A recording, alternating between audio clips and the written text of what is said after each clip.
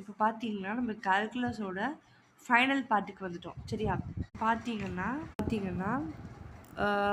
A is equal to first equation இருக்குது இல்லையா, அந்த இது வந்து நான் ஃபஸ்ட்டு போட்டுக்கிறேன்.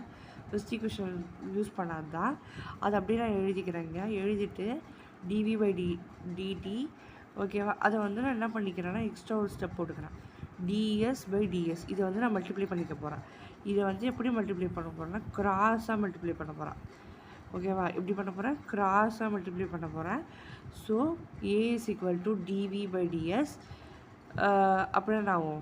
ds/dt ஆகிடும். ஓகேவா, இப்போது வியோட வேல்யூ என்ன?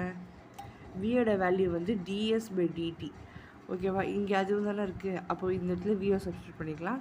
ஏ is equal to dv/dt a is equal to dv/ds into v. அப்போது வியை வந்து உள்ளார சப்ஸ்டியூட் பண்ணும்போது ds is equal to v dv/a.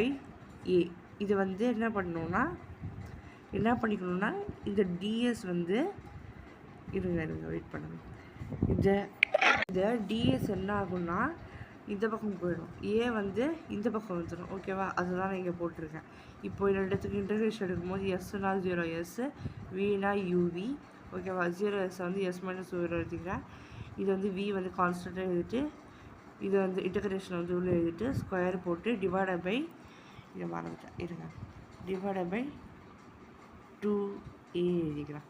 ஏன் 2 வரும்னா எக்ஸ் n power -1/2 தானே, இதான ஃபார்முலா, இன்டகிரேஷன் ஃபார்முலா.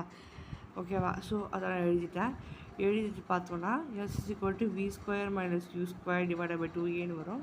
அப்போ s is equal to இது இந்த பக்கம் லெஃப்ட் ஹேண்ட் சைடு போயிடுச்சுன்னா 2as is equal to v square minus u square வரும்.